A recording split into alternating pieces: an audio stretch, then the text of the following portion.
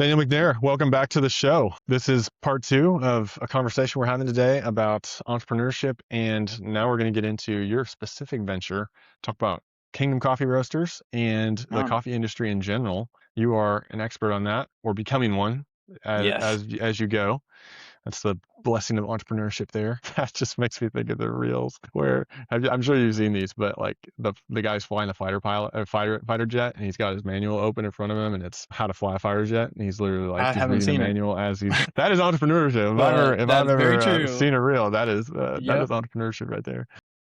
But let's start. For those who don't know your story, we did record Mhm. another episode about some of the journey that led you up to being an entrepreneur, and that was really cool. A lot of cool insights, and your journey has really been multifaceted, but unique in its own way.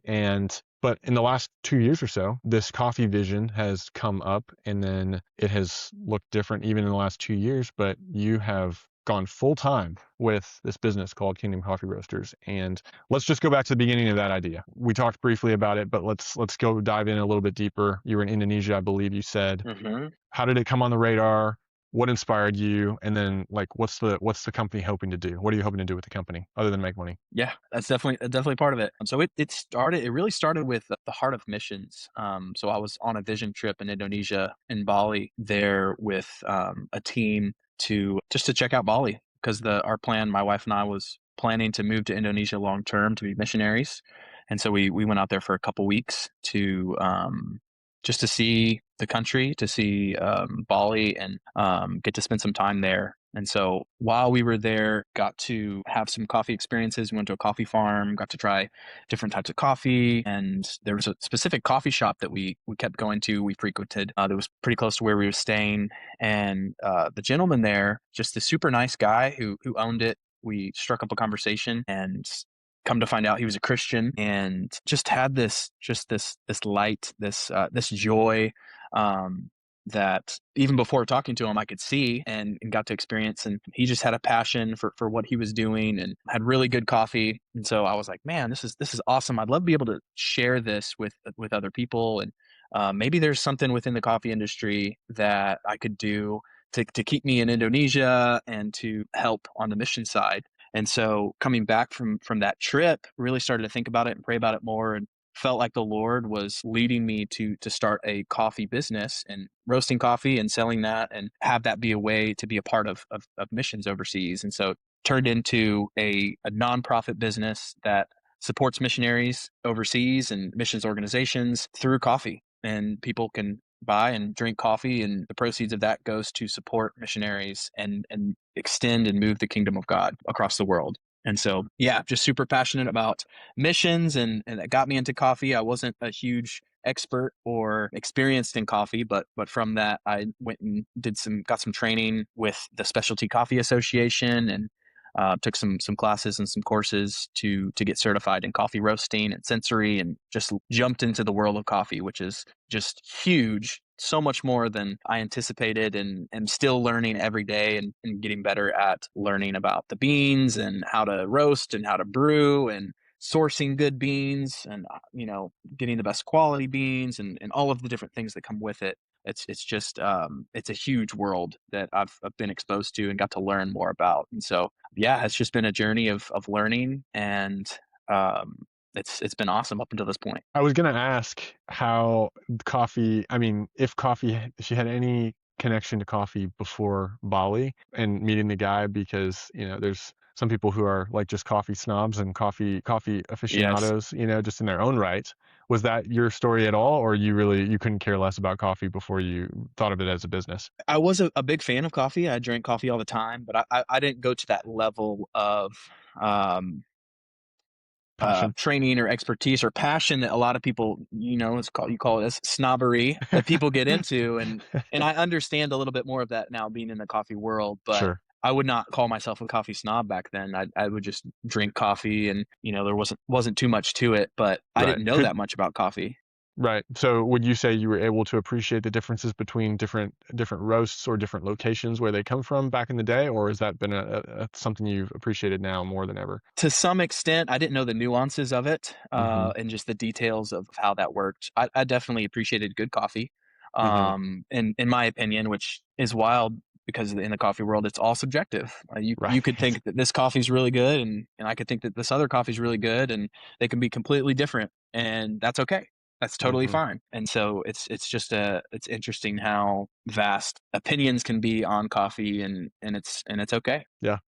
I have a friend. This is a little tangent. It just occurred to me, but one of my best friends here in Chicago, one of my neighbors actually, his dad is has a coffee business and Awesome. made his wealth through coffee, and has a business that specializes. I guess the coffee is so specialized that Hmm. in a similar way to the way they do wine pairings, Hmm. he does coffee pairings with like Michelin star restaurants, and Wow. it's fascinating. He's got several actual Yes. coffee shops too. I think they're called Sparrow Coffee here in the Chicagoland area. There's another one coming open very soon or just opened, but the main flagship one I believe is in Naperville here.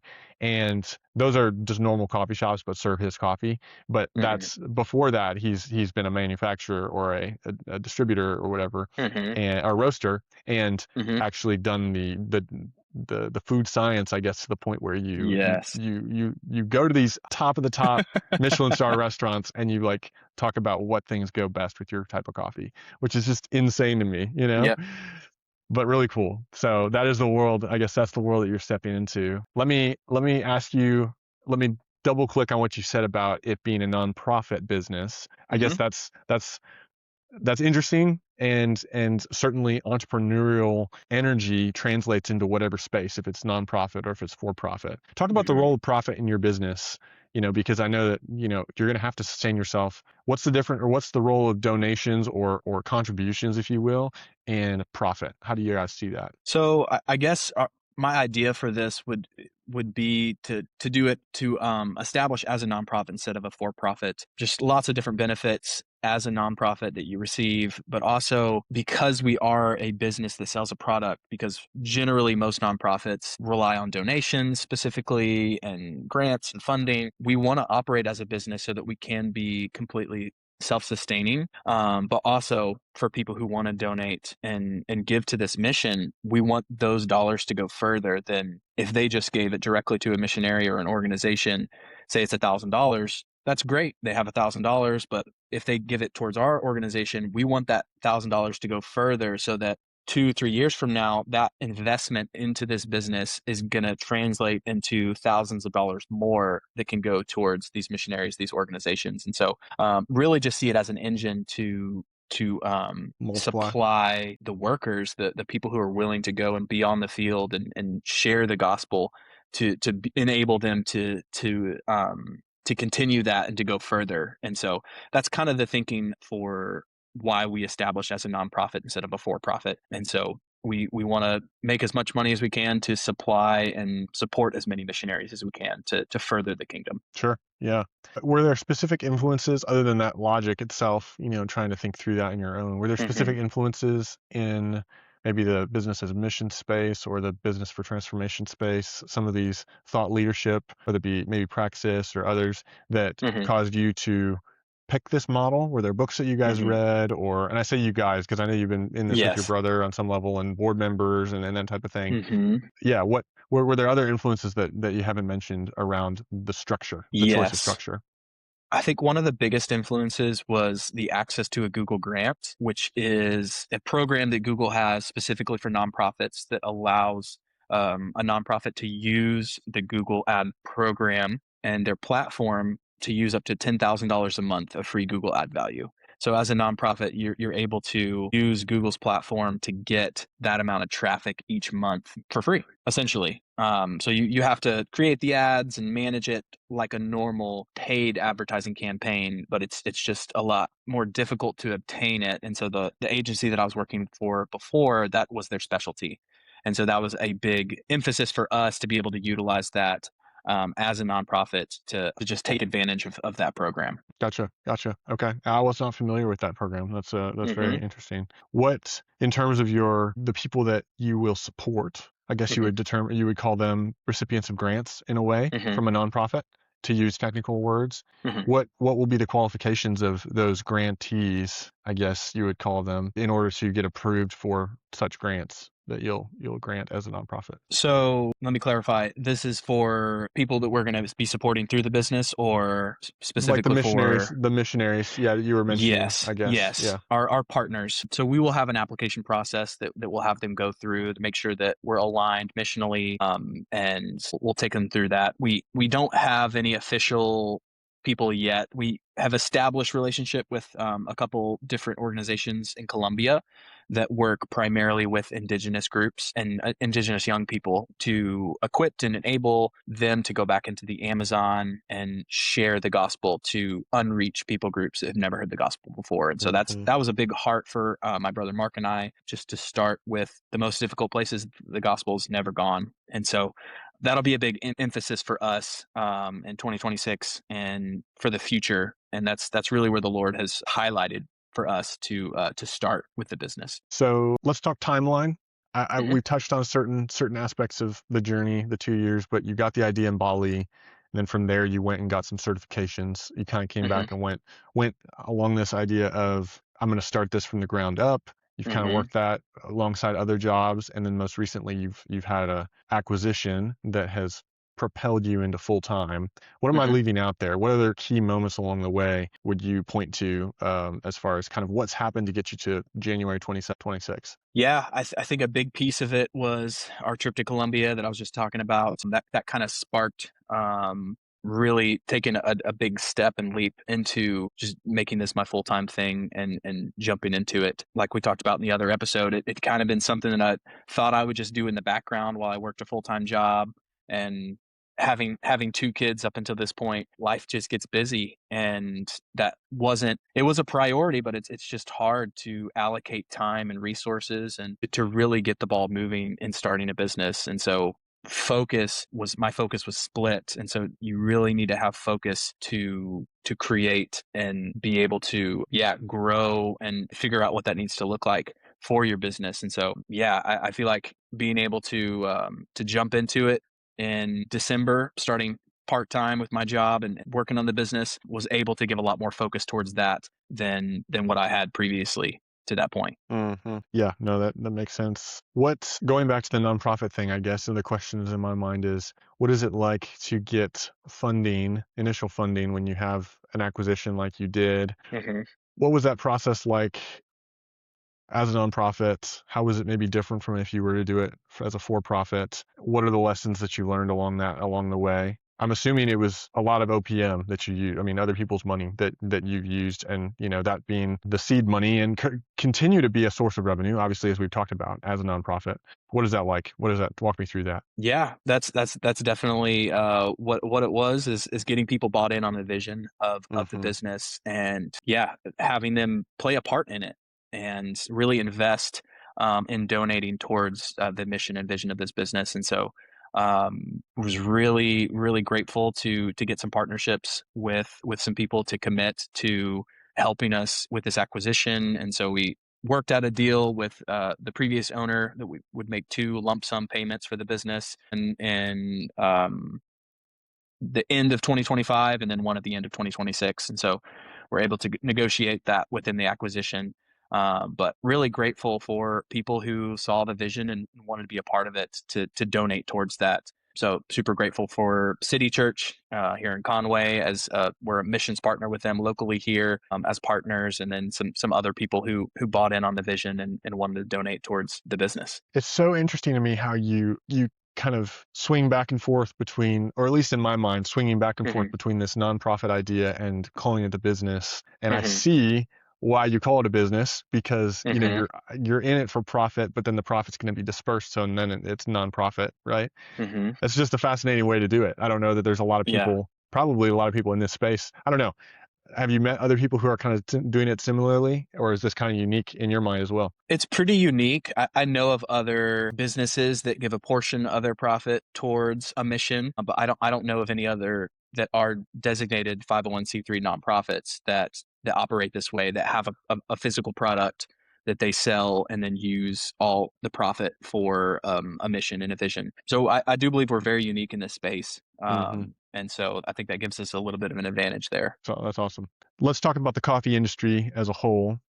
Mhm. What are market conditions like? What are unique challenges and opportunities in the current moment that you're walking into as you acquire this business? It's pretty crazy right now in the coffee business. Coffee prices for the green beans have been at an all-time high in the last year or so, and then since Trump took over office, there has been lots of tariffs on certain countries. The middle of 2025, there's a lot of tariffs in Brazil, which is the, I think, second largest coffee growing country. So it was pretty difficult for a lot of roasters and coffee shop owners in that time, having to adjust to that, change prices and things like that. It's kind of cooled down a little bit now. Those profits in Brazil specifically, or the tariffs in Brazil specifically, have ceased to exist now, but prices are still very high. And so it's kind of becoming the new normal. People are getting used to where they're at right now. And so it fluctuates a lot with coffee prices, and will depend on that harvest for the farmers and the yield, how much rainfall they got. And so it fluctuates a lot.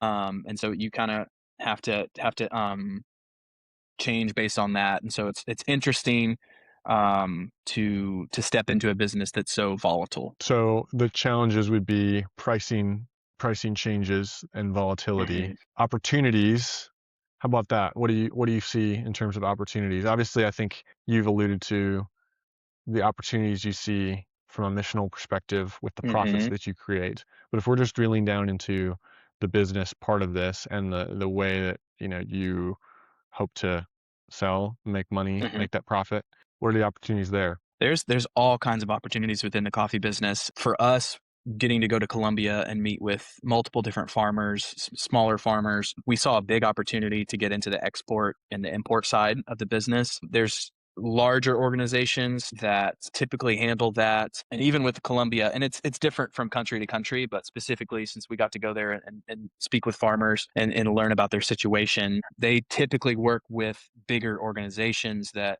kind of give a standard price across the board that they'll offer for their green, but really don't have too much of another option to sell because of how remote they are in the mountains of Colombia, these, small villages, and they're hours away from major cities, just very difficult terrain to get there. And so not a lot of other opportunity to sell their coffee. And so we want to be a partner with them to be able to buy their coffee at higher prices for livable wages. And so trying to figure out what that looks like to maybe acquire an export import business and work directly with these farmers is a huge opportunity that we're going to look into in the future to see if we can get into that market. Yeah, yeah. It's almost like, am I right in saying that it might be like cutting out the middleman in a way for you? Yes. Or Oh, okay, 100%. yeah, I mean, we even looked at farms that were for sale to essentially be able to acquire. But at this point, that's not something we're going to do and focus on. But maybe in the future, that would be part of our business as well. okay, okay. In terms of like the business itself and the business model, Hmm. talking about ideal suppliers and vendors, talking about ideal customers. Maybe let's start with the Hmm. vendor side of it.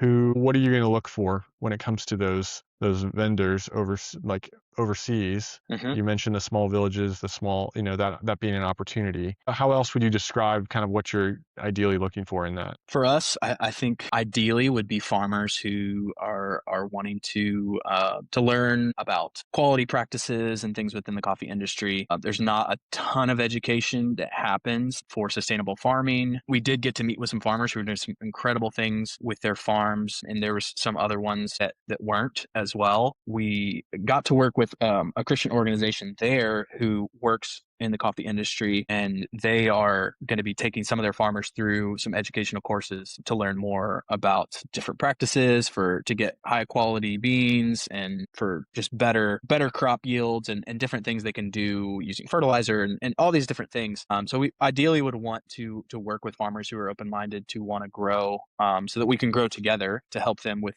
their coffee. And yeah, that would be ideal for us to partner with farmers who want to grow and get better at what they're doing. That's awesome. Okay. Okay. Hmm.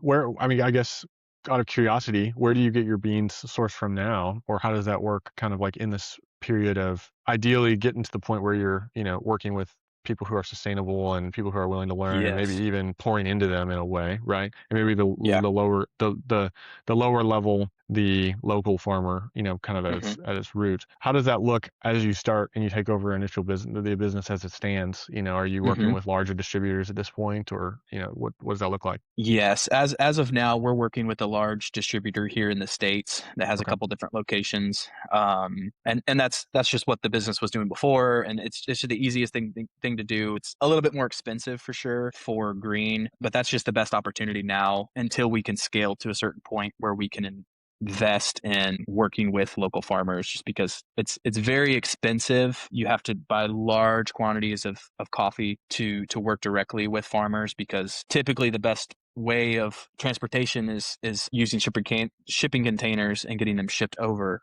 And so you really need to buy a lot to make it financially worth it for you. And so hopefully we get to that scale and we can work with farmers directly, and then potentially have the export import business and be able to supply green to other coffee shops and people who need it. got it. Okay, so it's more of a scale limitation at this point. That makes sense. Yes. Yes. Okay.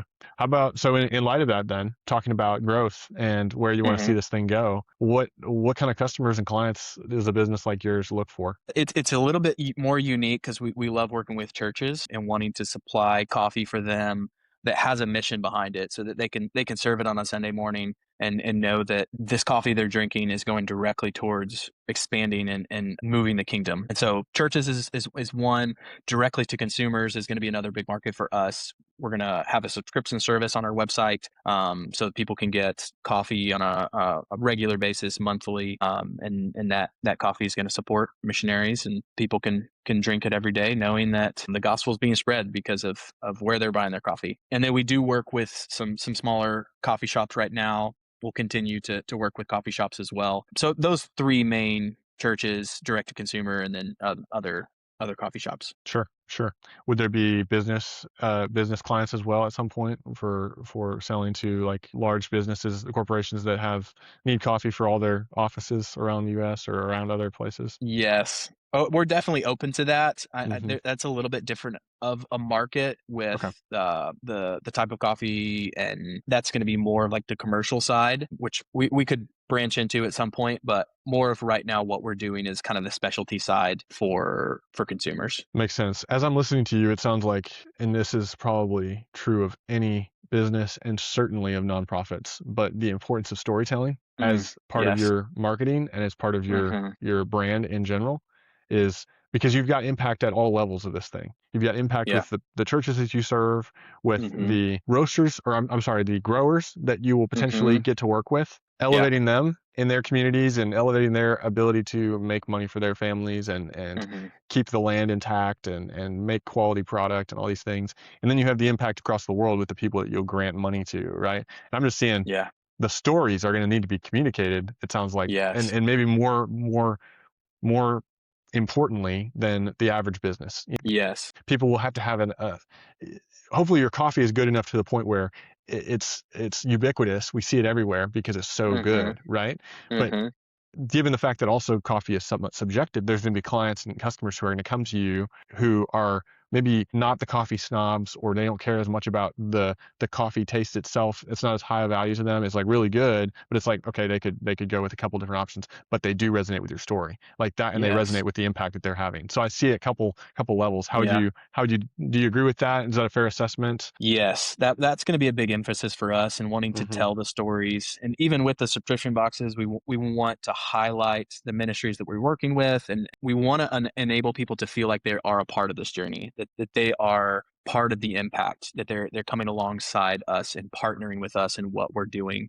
And so that's going to be a big part of it, is telling the story. You mentioned the farmers. There was the organization we got to meet with in Colombia. They started working with some farmers that previously had worked in the cartel, and they wanted to get out of that and ended up switching over to growing coffee. And we want to work with people like that, so we can tell that story, that people switched from selling drugs to selling coffee, and we want to be able to sell that coffee and know that people are supporting people making that lifestyle change and wanting to get into an industry like coffee. And so there's going to be so many different avenues that we'll be able to connect, from the farmers to the customers to everyone in the supply chain. We want it to be connected to the gospel and be able to share those stories with people. It's great. I guess assuming ideally long term, you're going to be working with vendors and suppliers Hmm. primarily overseas, right? It's not going to Hmm. be anything domestic here in the States like you're working with the current distributor right now, but that's going to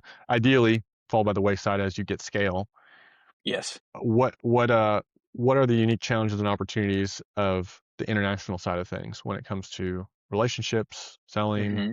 doing business overseas? There's a big difference, I think, between that and doing it domestically in the country of origin that you find yourself in, certainly here in the States. What what are your reflections on that? What do you see are the challenges and opportunities there from the business side? Yeah, I would say internationally, there's so many opportunities for businesses and helping enable people to start businesses within the coffee industry, whether that's roasting, cafes. The school that I got to go through with the SCA, they were connected with. It was connected with YWAM. It's a Christian organization, Youth with a Mission, and they got to work in some closed countries through coffee and through the specialty coffee association, and they knew that they were Christians, and they said, hey, like, we want better coffee in these different cities within our country, and you guys do that. It doesn't matter to us that you're Christian. Like, we want really good coffee. We want this area to grow. And so I feel like there's so many opportunities in the coffee world that just open doors, especially internationally. For whatever reason, there's a bigger emphasis on education through, especially the Specialty Coffee Association. If you have a certificate, that's more valued overseas than it is here in the States. And it might just be because it's so easy to open a coffee shop. If you have decent tasting coffee, then you can open one and you don't really have to go through, classes and get certifications, unless you're very specific and want to serve, specialty type coffee that's very unique, then that might be the avenue for you. But generally people could just go start a coffee shop and not have to have a lot of background in it. So there's definitely lots of opportunity overseas on the education side and just being able to get into countries that you might not be able to as a Christian. Okay. Okay. What does the next year look like for Kingdom Coffee Roasters and for you specifically? What are you looking forward to in 2026? Man, I'm just excited to continue just to grow the business. We're right now working on the website. Hopefully we'll get that up and going in a couple weeks, and just working out different things within the business. We have some great roast profiles that we have set now. Going to want to continue to get more varieties of coffee, different countries and beans, and provide a bigger offering. But really, just excited to grow and build more partnerships, both on the customer side and on the ministry side. So just really excited. We have another trip planned to Colombia in July to go to a conference to work with young Indigenous people, and a big emphasis for that is business and Hmm. entrepreneurship, and Wow. just talking about how to operate and run a business and different ideas. And so really excited for that, to connect with young people and for connections for ministry to be able to support as well. Got some good things coming in 2026. That's really exciting. That's really cool. I guess the website, I hear that's coming soon, and so by Hmm. the time that many people will be listening to this, it may be up and running. Do Hmm. you know what the actual handle of it will be yet? Yes, the domain for it is kingdomroasters.org, and you'll be able to go there and hopefully get a subscription and start getting coffee pretty soon to your house. That's awesome. That's awesome. Wow. Well, I'll be excited to track this and kind of see where this goes and reconnect at some point and kind of hear the latest. But as always, thank you so much for being on the show, Daniel. Thanks for your willingness to be on at this early stage, and thanks for all the wisdom and insight you gave us into the coffee industry at your stage. So Yeah, thanks for having me on. I enjoyed it. we'll look forward to the next time.